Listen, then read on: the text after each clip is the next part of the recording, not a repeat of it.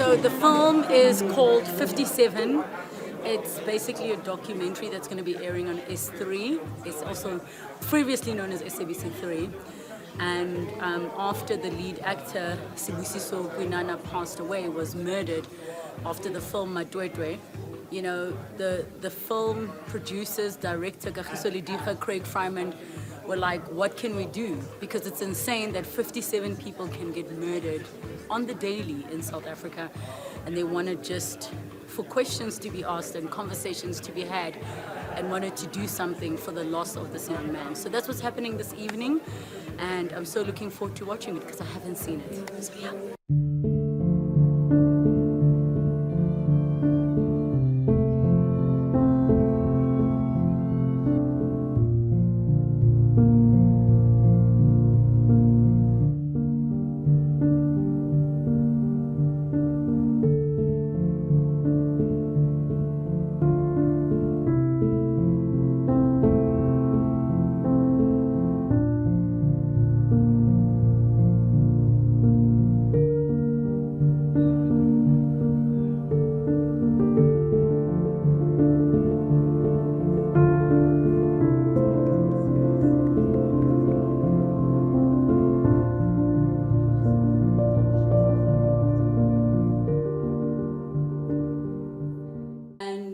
I'm really looking forward to this evening.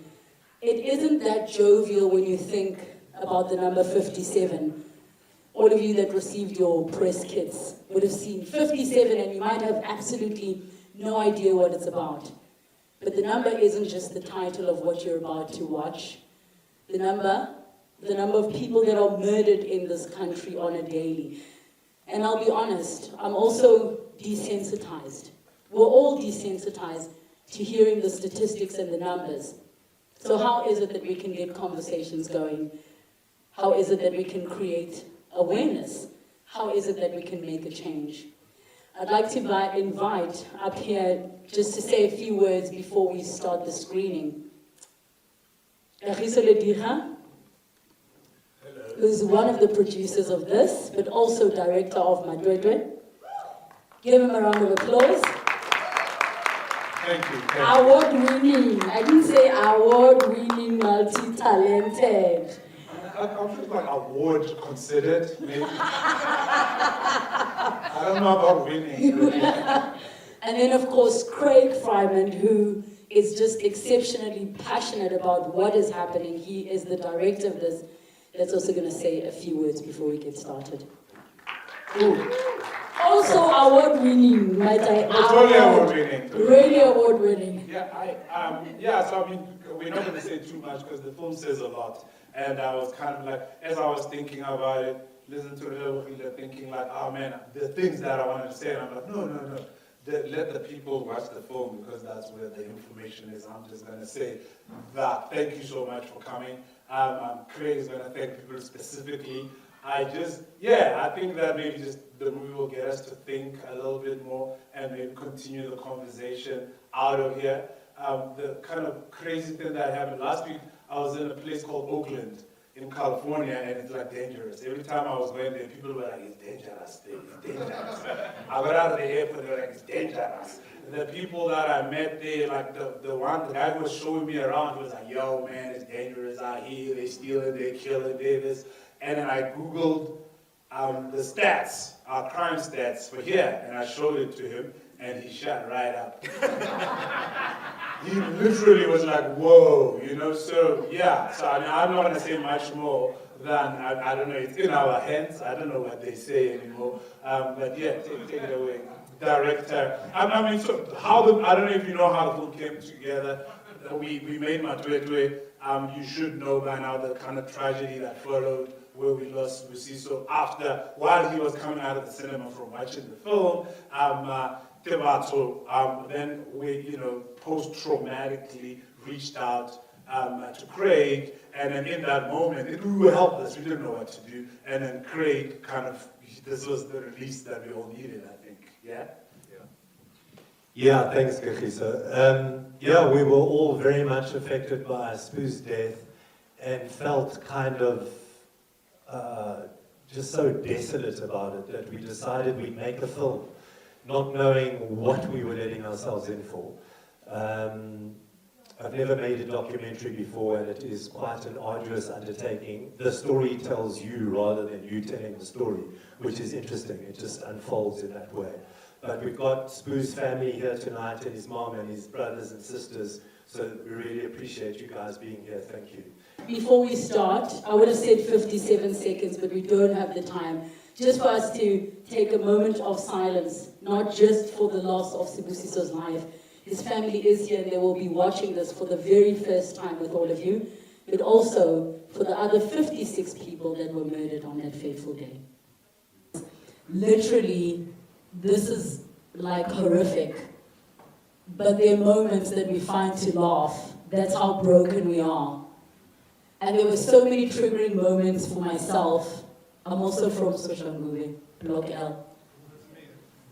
And Stirland was one of the places that we used to go because there's an ice rink there and a cinema, but we stopped going because it just became so unsafe.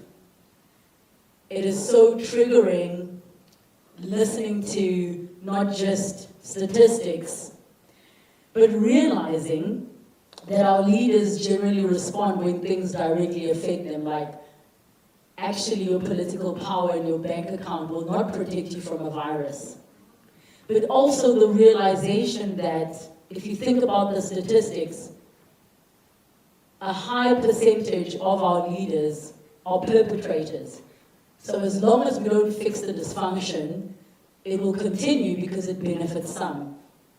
And I was thinking about one of the experts that was speaking saying, when she asked the group of men, how many of you are rapists? So we all know that saying, right? Every woman knows a woman that's been raped.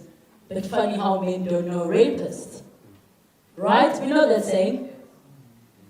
And it is such a shocking, harsh reality that some of them had to be painted a picture to realize, oh, I actually am a rapist. So this is a very sobering thing to watch. But what gives me hope? Number one, Sibusiso's death was not in vain. This is part of the ripple effect, and I know my heart is so sore and lalilug. We are also just khumima. It doesn't get easier with time. His death was not in vain.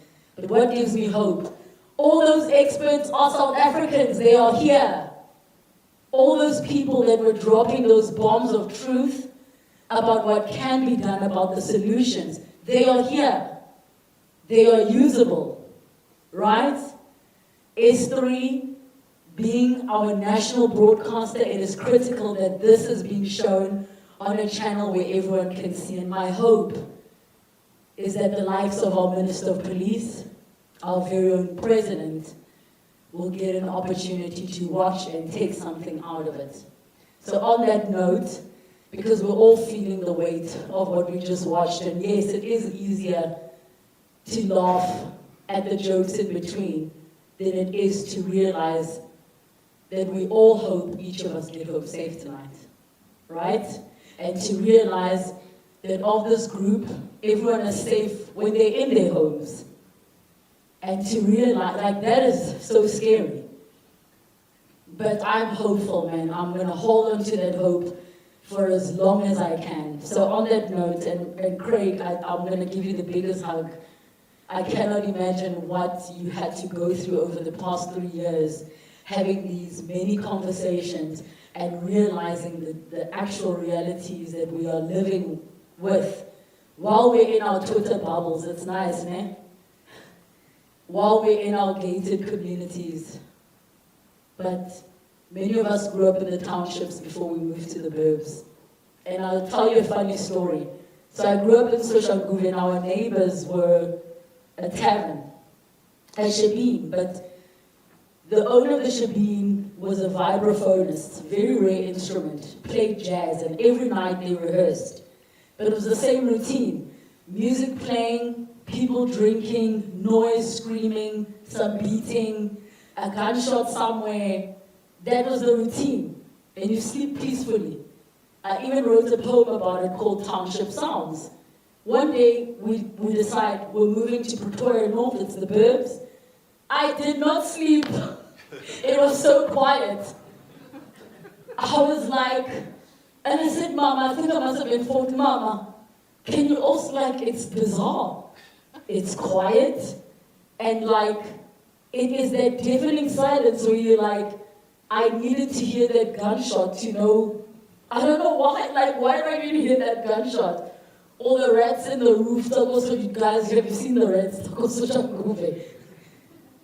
Not Alex rats, we're not that on that level, but that thing that I wrote a poem about it, and I'm sure it was very amusing to my white teacher at the time of like, oh, this is so cute. And at the end of the poem, I spoke about how I needed those sounds to sleep at night. They were comforting. Even those gunshots, you know how far they were, you know how close they were. But the fact that the first night we're in Pretoria North, going to bed in a complex, and it was just dead silence. There's no music, there's no shouting, there's no beating, there's no bottles breaking, there's no gunshots. And it took a while for me to get accustomed. How scary is that? Those of you that have moved to the burbs from the hood, you know exactly that feeling I'm talking about, where suddenly you're like, are we okay? Is Earth on pause? Why is nothing happening? There's something scarily comforting about that tavern and those gunshots and those beatings that we heard outside. But Pat Van Heerden, head of S3, who's been championing this project, is going to come up and tell us about where it will be on air, but also say a few words. Thanks, everyone. Thanks for coming, and thanks to Craig for, I think, a really thoughtful and meaningful film. And I think in many ways, this film speaks to what public broadcasting should be about, and that's the reason that we acquired this film. I want everyone to reclaim their public broadcaster. Start watching S3. Support a citizen's retaking of the public broadcaster. So watch S3. Tell us what you want to watch. This film is going out on Wednesday, the 14th at 2100 hours, and it's going out again in its full length on the 21st at 2100 hours. Please spread the word. And thank you all very much for coming. Just a word of thanks to Caroline and the marketing team for putting the event together tonight. And I think thank you so much to Craig for this fantastic film. And I hope that in some way it spurs us all to think about what can this group of people in their individual ways take forward to action and become really active citizens around the cause. Thank you, and I'm going to hand over to Craig. Thanks, guys. I can't watch this film without crying. I don't know how many times I've watched it. And when I see the face of Spoo, it just goes. So this is the journey we went on, and just, it's a sobering one. But we cannot be okay with 57 people dying a day. Cannot be. Cannot be. So for the short term, let's just try and get the word out about the film and watch it and get people to watch it. And yeah, let's get it to Parliament. Thank you all very much for coming tonight. And again, thank you very much for everyone who made this film. It was an extremely collaborative effort. But yeah, if you were moved by it tonight, please just spread the word. Thank you so much.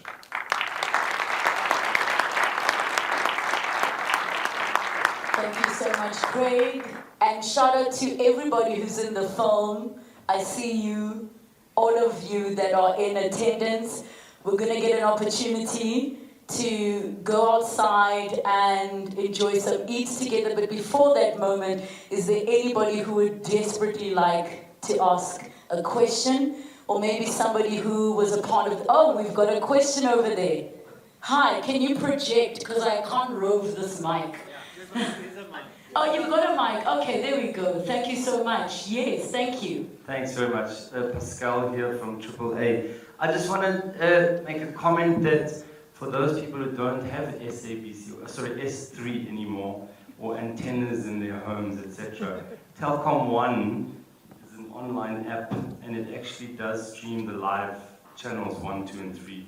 S3. So if you don't have S3 by an aerial like me anymore, then the Telkom One app can stream it for you. Did your aerial get stolen? No. Just checking. Because I can talk and talk, but to cut things short is like, our country is governed by useless people. I like to say my mind, no matter I can be arrested or what, it's been governed by useless people who think for themselves. When you go to a police station and then you say, I'm molested as a boy child, they say, how? Man molested, I might go home, but a lady, 100 vans and police. But now, Johannesburg, it's a bush, I call it a bush. I'm attending journalism classes in Malaysia. In that 7 days, people have got marked in my face, but there are metro police here, security guards here. What kind of a country is this? We've been governed by useless police, useless government, who chow money, they don't get arrested, they get away with it. But why? Why? Do we should have guns in our house? Even when I'm renting my shack, when I go to fresh water outside, I lock the door. A 1 second walk to a tavern, I lock the door because I might come back, my valuable tool, my laptop gone. My name is Yamkela Yaya, well known as Yaya, a part of district documentary. I don't know where to start, but what I like to say to the production team that works on this movie, on this documentary, I like the opportunity that you give me. This is a privilege to me as an ex-convict.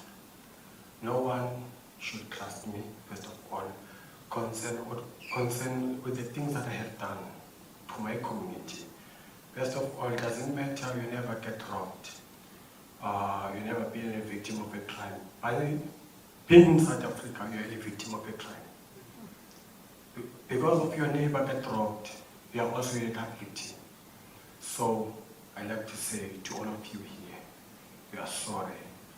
On behalf on behalf of some people who want to change, trust me, we can make difference.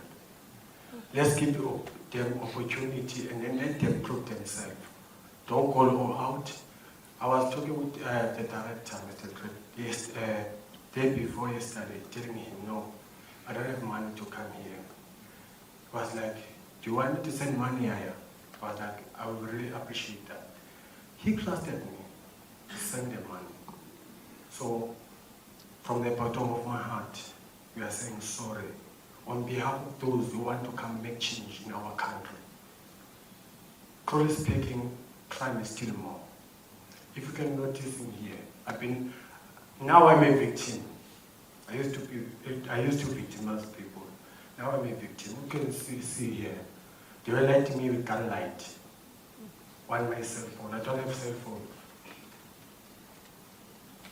So what I'm trying to say, we can make change together. Let's try to prove ourselves. We say, okay, I'm willing to give you a second chance, but what do you have? Where can I assist you? Don't just say, okay, I will give you money. Money doesn't show some people who say, you want to change yourself. He has to come, or she has to come to you and say, can you please assist me with this and this and this? And then you have to work with him or with her through the journey. I am mom to a little child, and for a big, long period of my pregnancy, I thought I was having a girl, and I was so excited, like, yo, I'm gonna raise a feminist, a mandala. And then I found out I'm having a boy, and I was like, yo, I'm growing a penis inside me. And then it dawned on me that my fears of having a son were greater of my fears of having a daughter. Many people say, I'm so scared of having a daughter with the crime and the rape statistics. I am terrified that I raise a boy who is a perpetrator. So what did that require of me? I had to educate my son's uncles, grandparents, aunts, all of them, how to speak to my 15-month-old. Like not telling him you're a big boy, you shouldn't cry as much. I had to start that policing. And it's still causing heavy tension within the bigger village that is raising him, because it is a very difficult thing to get out of. So now having to do it from the perspective of a woman who's trying her best to ensure that her son grows up not just woke, but knowing it is okay to cry to his mom, but also to his father or to his uncles, that he might be more sensitive than his girl cousins, that if he feels like wearing pink, he will be supported at home, and that anything that he wants to do is possible. It is a harder job to raise a small boy because they often get neglected. And it is a very challenging job having to educate the people around you, which aren't just men, it's women as well, who say things like, oh, he's 14, he must also go slaughter when this poor kid is terrified of seeing blood, right? So the message I want to leave you with is the following: it starts in our homes.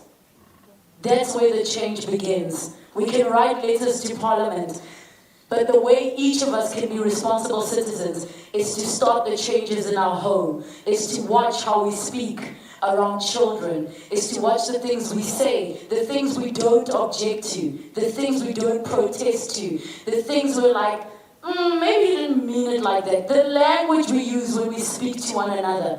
Because we're a very jokey nation, right? We will make those jokes that seem harmless and fun. That ish will never happen in front of my child. It's not going to happen because I refuse for him to be a statistic in this country. Not the statistics of how many people are rapists or raped or murdered, but the statistics of murderers and rapists. So it starts at home. You would like to say something? Hi everyone. My name is Kagiso Khwinana. I'm Sibu's younger sister. I just wanna thank the whole initiative towards the 57, and I just wanna say that it hasn't been easy losing someone that we love, and me also as an individual, being a young South African, being on a wheelchair also, it's also kind of like, I always fear for my life in this country. I get to say, well, will I be the next victim wherever that I go? But to Kagiso, to Mr. Greg, yeah, I just want to say that we, as the Khwinana family, we just want to say that we are very thankful from the bottom of our hearts that you took this initiative to remember the name of Sibu. And yeah, I think that's all I just want to say, that we are very humbled and thankful for this film, and I hope that, yeah, just to everyone also, Jabats or Masai, James, most of them, they are now my brothers. They have become part of our family. They are the ones that, as much as I lost a brother, I've gained more brothers in them. I can call Jabats or anytime and say, hey, this. Or I can call James and say, look, I have an assignment at school, I need help. So they are still there for us, as much as my brother is gone, but we still have his friends and his colleagues that are still there for us as a family, for me also. So I just want to say that we are thankful from the bottom of my heart. Thank you so much. Thank you. Ladies and gentlemen, that concludes the formal part of this evening. For any interview requests, Carol, who was registering you, can be your contact person. Especially for those in the film, if you'd like to interview them, we do want to get the word out there. Don't forget to use the hashtag 57 on S3, and you can add the hashtag End Violence.